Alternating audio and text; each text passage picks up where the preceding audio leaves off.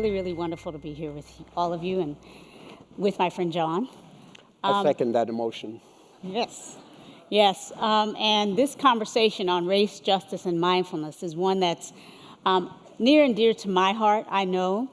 I know it's obviously near and dear to Jon's, and I suspect that you're here because it's close to your hearts as well. Yes.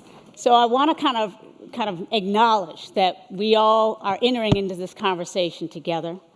And I want to really thank you for taking the time, the energy to focus on this. What we'd like to do before we get into conversation is really invite a moment of embodied practice. Right? So we just had an opportunity to check in with each other, which is great, see where everybody was geographically. If we could also just take a moment to drop in, settle in, sensing into where we are here in my beloved city of San Francisco, our beloved city for many of us. Sensing into the body in this room, whether eyes closed or eyes open, just really feel your way into the deep sense of your belonging in this time, in this particular place.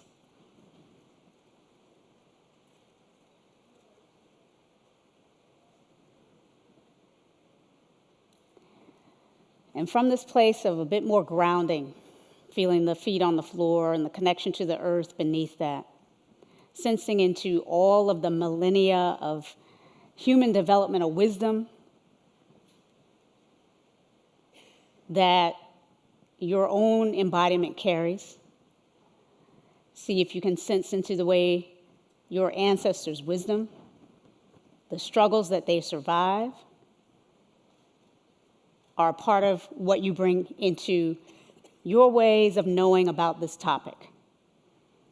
We all have information about this topic. So as we come out of this space of just sort of reflecting on who we are, the cultures we represent, the experiences that are kind of coming into this conversation through our particular embodiments, I want to see if you can, when you're ready, if you've had your eyes closed, feel free, please, to open them when you're ready.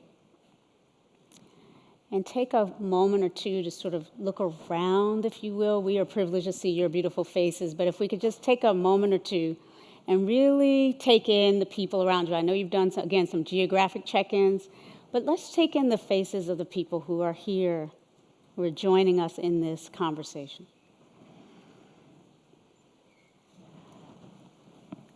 And sense into who might not be here, what communities might not be as represented as we might love to see. Yeah?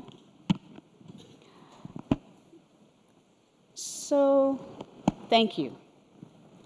Because I believe that this conversation about race, justice, and mindfulness, addressing society's pain, inequality, and disenfranchisement, right, requires that we do just what we just did, focus on our own personal practice commitments and what they mean for the world. So I'll enter into this conversation by sharing, again, I teach at the University of San Francisco. I teach law. I teach with a very diverse group of students. And I bring mindfulness into the work of helping students understand our historical intersections between race and law, much of which has been about a story of injustice, actually. If you go all the way back to our founding and up through till today, literally through till today, we are once again met with these questions about what it means to be a democratic political community with at least the promise of working for everybody, with at least a real, genuine promise of working for everybody. We know that when we were founded, we really weren't committed to this being for everybody, right? Can we just acknowledge that? We right away decided that this was not going to be for everybody. We, literally 3 years after the ratification of the U.S. Constitution, we enacted the first Immigration Act of 1790. And in that very first act, we made whiteness a prerequisite for one's being able to become a naturalized citizen. And whiteness was a prerequisite for being able to naturalize, just as one example of what we've done to construct a kind of political community. We've had a racial test for that since 1952. It wasn't until 52 that we literally backed away from race, whiteness in particular, being privileged and who could become a citizen. So that's just one example. I want to touch into that just to kind of help us reconnect with the way that we have our personal commitments to trying to make the world a better place, the kind of world we would all like to live in. And we want to ask ourselves, who's in that we when we think about creating a world that works for all of us? Is it everybody? Is it everybody? Is it everybody? Right? Personal work to do that, interpersonal work, and also systems. Right? I wouldn't be here personally if there hadn't been systemic efforts, actually. I was born in North Carolina in segregated community there with very low expectations that had been transmitted through the generations for people that look like me. So for me, this work of bringing mindfulness into the world is really work that comes through us in all our sort of beautiful and glorious and divine and different particulars. I feel like our own personal stories and how we enter into this is a beautiful gift. It's not always an easy gift, but each of us has a story, and each of us have ways of kind of working with this thing, for example, called race. We have experiences of it, and we have ways that we may be experimenting with using mindfulness and compassion practices to support us. We're going to need that in the days ahead. So I will just say that for me, bringing a kind self-compassion has been a really important part of my capacity to enter into conversations again and again and again about these issues that many people don't want to talk about. Frankly, whites in particular often feel really uncomfortable and have all kinds of discomforting emotions come up when it comes to talking about this, but all of us in some way or another, we've been hurt and we've suffered, and therefore having these practices, at least as a ground of support, has been really, really important. I'll say that research is a growing body of research is confirming the importance of this work of mindfulness as a support for doing the work of making our institutions and our societies as inclusive as possible. It's showing that mindfulness has been shown to reduce bias, loving kindness practice to reduce bias, both of those to help deal with those difficult emotions that I just alluded to, often coming into the room when we talk about these. So there's, again, a body of research that I've been kind of really gathering and focusing in on, and I think we all might do well to look at that. But the research confirms that we need to deepen our connections. Segregation and resegregation is a real problem. Of the rise of white nationalism without it being engaged is a real problem, and many of us are feeling much more vulnerable. So, as a Black woman with a deep commitment to mindfulness, and I use the phrase as Black and woman not lightly, and not even in a way that is fixed. Could I just say, for me, I use these labels in a way to signify that I am open to a conversation about how our particular embodiments impact us in the world. It's not to say that I think that the label Black woman captures all that I am. I don't. I know it doesn't. But it's about a political decision to say, I'm open for this conversation.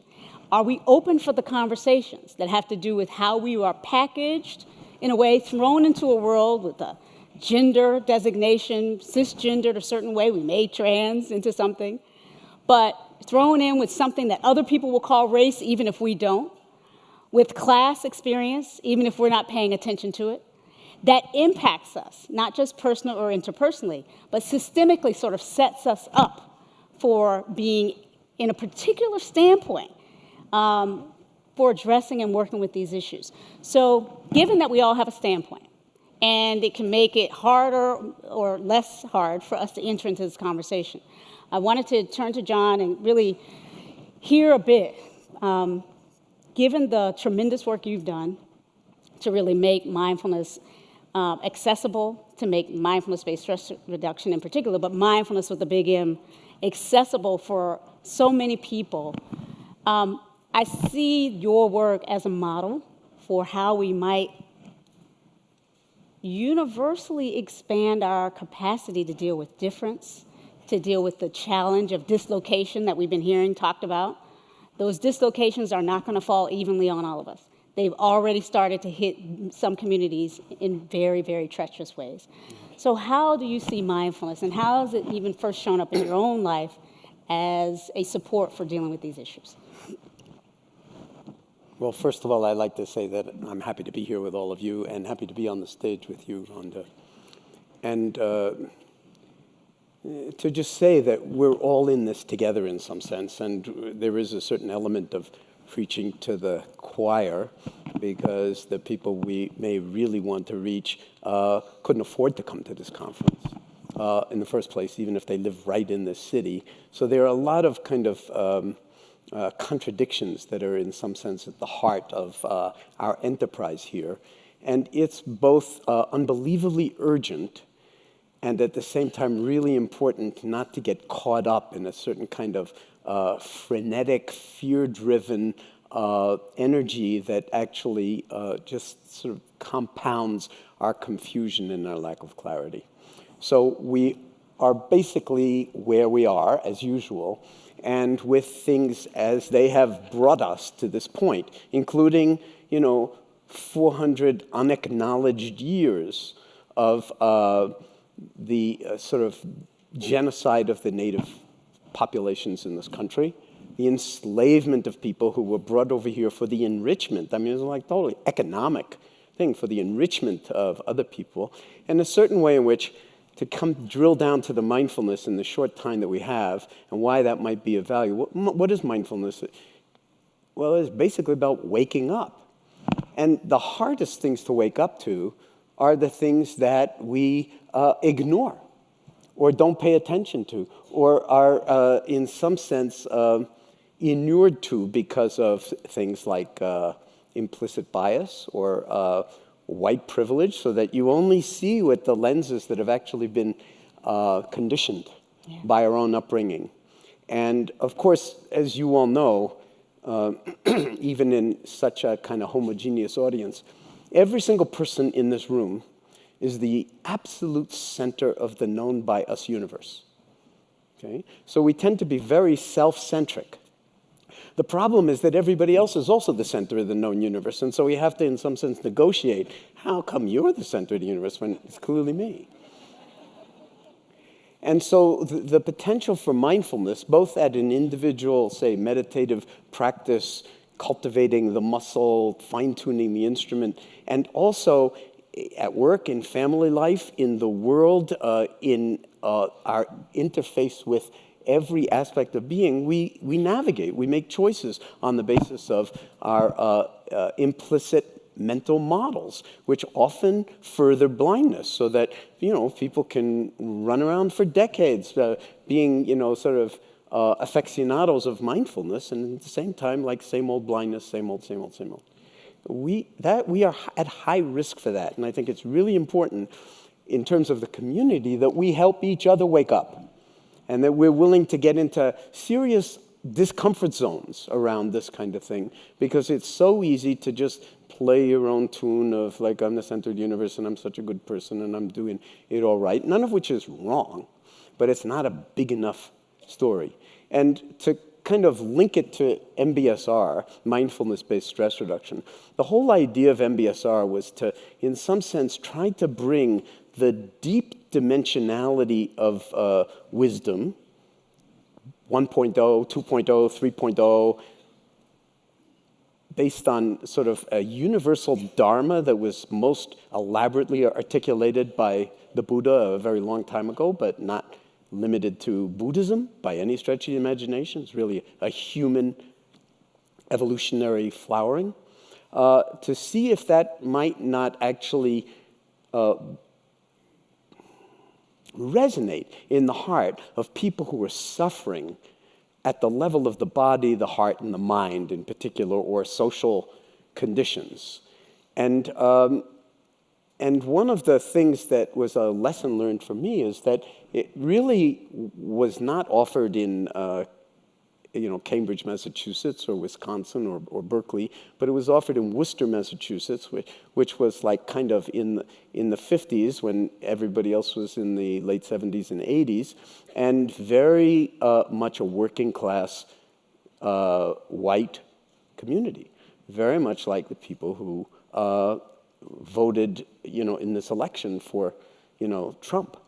So, and there was no question that mindfulness spoke to them in a way that was liberating, that was profound, that was expansive, that was larger. And so from the very beginning, MBSR was always meant to, in some sense, be a fulcrum to leverage something much larger than my own personal health and well-being, a public health intervention, so to speak, to move the bell curve of society, not merely towards physical well-being, but to emotional and societal well-being at the level where we start to recognize what separates us and what separates me from myself, of which there is an enormous amount of pain, even if you have tons of money and you sort of outwardly look like very successful and healthy and happy. The befriending of one's own true nature is the DNA of well-being and happiness at the level of the individual and then the level of the body politic. So in a sense, I keep coming back to this biological sort of sense that if we think about the body politic, all of the cells of the body need a blood supply. Would you agree? Like, we can't say, well, those pancreas cells, like, we'll give them like a third of the blood supply. And the brain, like, it's so cool, we'll give it like a lot more. Of course, the brain already has a lot more for certain reasons, but we need a minimal distribution for everybody, okay?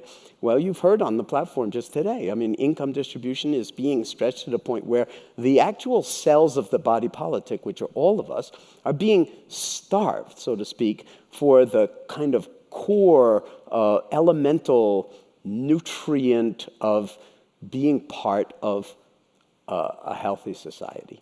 And we need, in an infinite number of ways, to recognize that nobody wins in that kind of situation.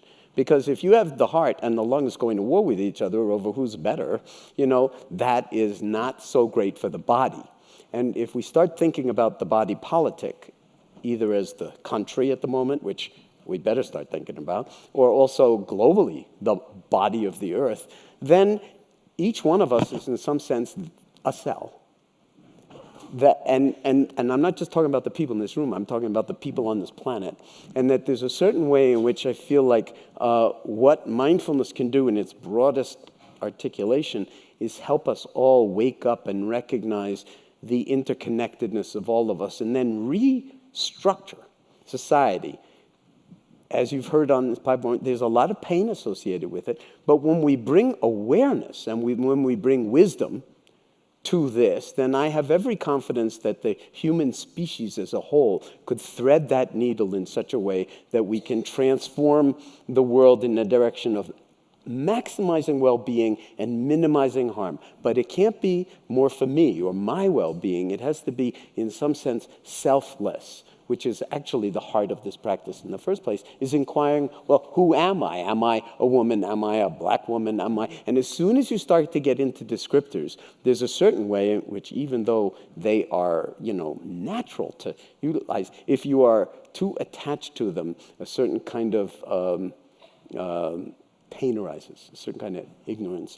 And so we need to find non-dual ways to actually heal our country, our lives, and that social justice is not some kind of second-order phenomenon that we need to if you have extra energy, let's do social justice. No, it's absolutely at the heart of wisdom. It's at the heart of compassion. It's at recognizing self in others, so to speak, and then living as if that was our top priority. And I've seen this happen in so many different domains of life that I have a lot of hope, and that's why I keep coming back to Wisdom 2.0, that this will generate the kind of vibrational energies that when we move out of San Francisco and back into our own, that we are actually the vectors of the transformation we want to see, and that individual practice and the grounding in stillness and being and non-doing is not a waste of time. It's like an oxygen line straight into the heart, but also into the heart of wisdom. And therefore, it depends on all of us to, in some sense, find the conversations that we need to have with whoever we need to have them, to stretch the envelope and to be really aware when we start to recoil and feel like the other there and we don't want to deal with their pain and we look away. It's a form of violence that I don't see any other. And ultimately, of course, we can restructure laws and so forth, but we have enough trouble just, electing a president. So restructuring laws is a long way off, but there's a certain lawfulness in how we are together with each other that I think is liberating and not merely for oneself. Yeah, absolutely.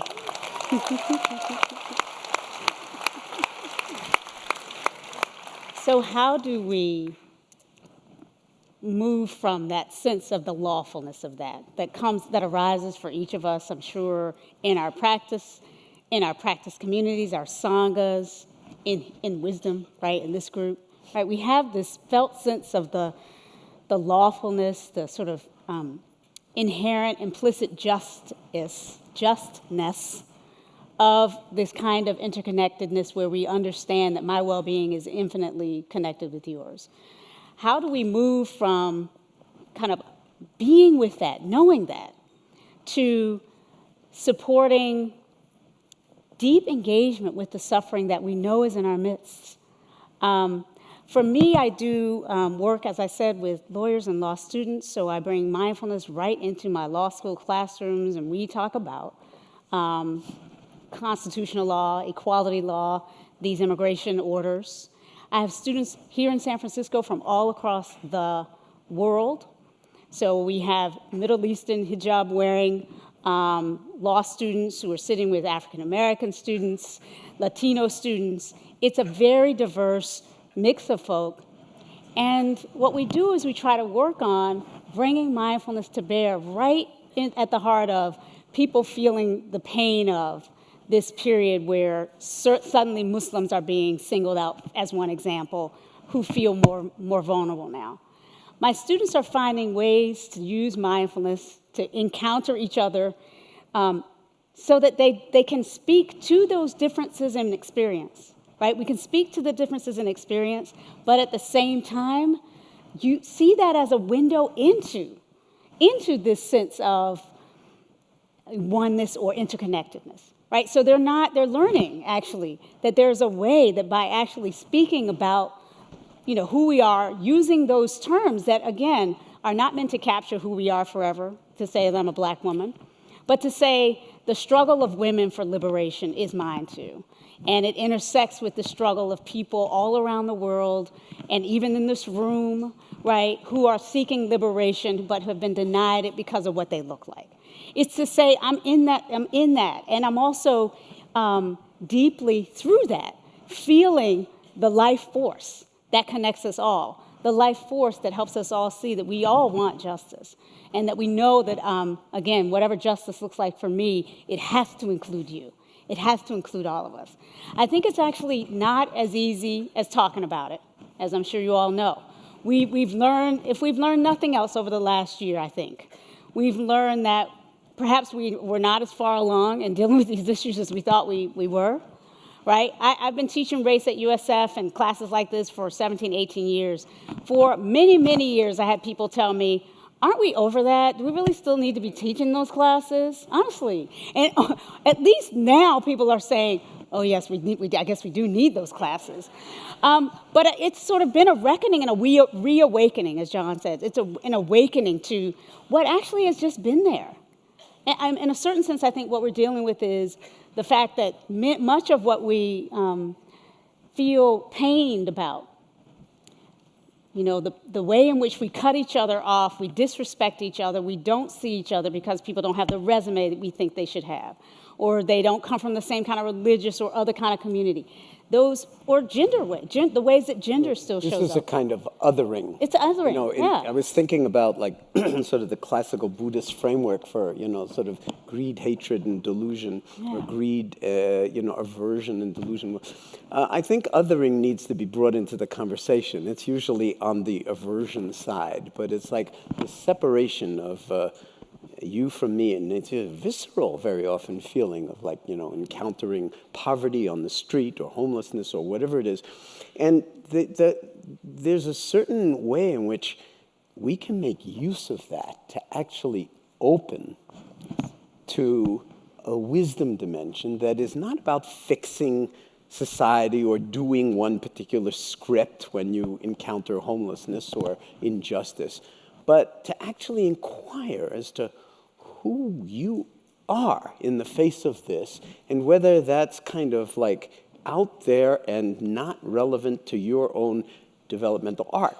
I would assert that it is absolutely critical to our individual developmental arcs, but that we're all in some sense each other's teachers, and no one's gone very far in this practice, but the potential for it, combined with technology, but also remembering that we are still analog beings, and we're going to be analog beings hopefully for a little while longer. And before we give ourselves over to the digital analog interface, to get memory upgrades if you're over 50 years old or something like that, it might be good to really recognize fully what it means to be an embodied human being.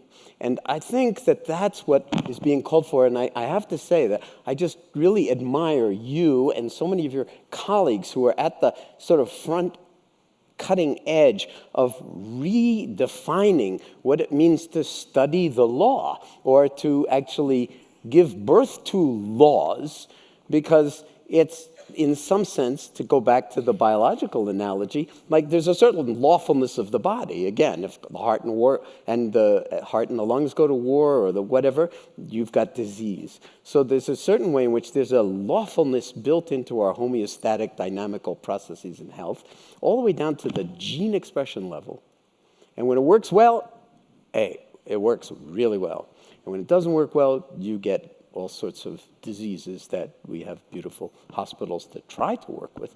But the power of this is that we now need to bring this to the heart of the social contract, in some sense, or the planetary contract, because we know enough now that's really true, if you still have any credence in truth of one kind or another, or evidence, rapidly disappearing, that actually tilts things in the direction of wisdom. And I want to just acknowledge Soren's genius in naming the conference this way, because we need to all ask ourselves what wisdom really is, not just assume we know, or those people have it and I want it, but that to deeply inquire what it would mean in the face of all of the suffering, all of the disregard, all of the pain, all of the history, what is my individual responsibility, and how can we, in some sense, collectively frame,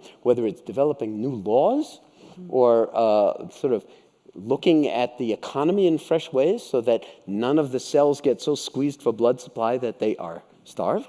So economic injustice and inequality, social injustice and inequality. This is the fabric of mindfulness practice. Yes. And or heartfulness practice would be another way to put it. And may we do this with love. I mean, that's the hard part. We are so wounded. And really, we are wounded. And we're about to be wounded more. We heard those panelists. Like, all these dislocations are happening. How many of you felt a little bit of anxiety just listening? All the changes that are already happening. They are already happening. Chicago, in certain neighborhoods, African-American neighborhoods, already 50% unemployment. So we talk about what's going to happen with loss of jobs in the future for other people. It's happening. Yeah. So can we meet this suffering that is already happening on a large scale for many of us around the world? Can we meet it with love and kindness that includes us all? And can we really look at these projects of mindfulness as not just personal and interpersonal, but systemic and structural in some way? Because I think that world that we hope to create needs us, really needs absolutely all of us to be committed, not just to sitting on our own, but actually engaging in the planet that needs our help and our love, that's been giving us so much love all this time, but engaging with what's happening, the suffering that's actually happening from this place of deep, interconnected, ethical wholeness and well-being. So this is not going to end here. We're going to be on stage in a half an hour continuing this. Plus, the next group of folks that are going to be on the stage are really going to come at this through a kind of different angle, through the same crystal, so to speak. And I feel like if whatever it was that brought you to sit in this room for this period of time and listen to a very brief encapsulation of something that we could spend hours with, trust that. It's trustworthy. And the more you nurture it in whatever ways you can, and the more you're willing to stretch your own envelope, the more we will all, in some sense, benefit and grow out of the kind of fear and delusion that is such a fuel for violence and disregard and harm in our society. So, Rhonda, thank you for the opportunity. And for all the great work that you're doing. And thank you. Thank you. Thank you. Thank you all.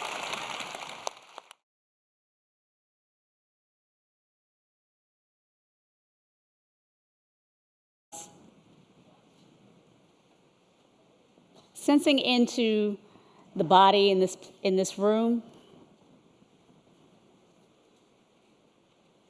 whether eyes closed or eyes open, just really feel your way into the deep sense of your belonging in this time, in this particular place.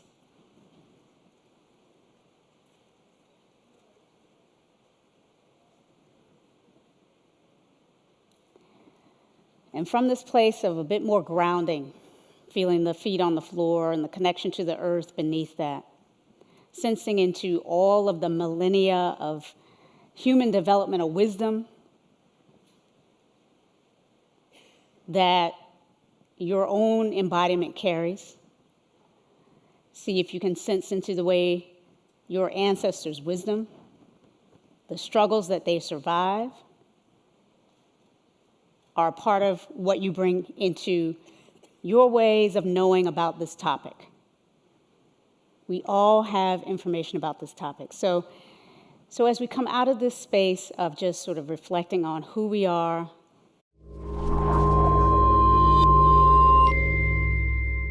really, really wonderful to be here with all of you and with my friend Jon. I second that emotion. Yes. Yes, and this conversation on race, justice, and mindfulness is one that's near and dear to my heart, I know. I know it's obviously near and dear to Jon's, and I suspect that you're here because it's close to your hearts as well. Yes.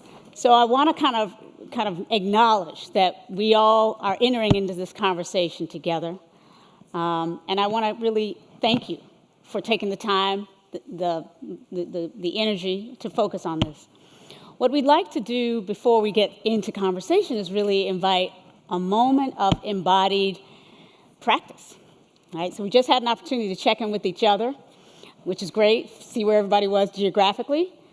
If we could also just take a moment to drop in, settle in, sensing into where we are here in my beloved city of San Francisco, our beloved city for many of us, the cultures we represent, the experiences that are kind of coming into this conversation through our particular embodiments. I want to see if you can, when you're ready, if you've had your eyes closed, feel free, please, to open them when you're ready.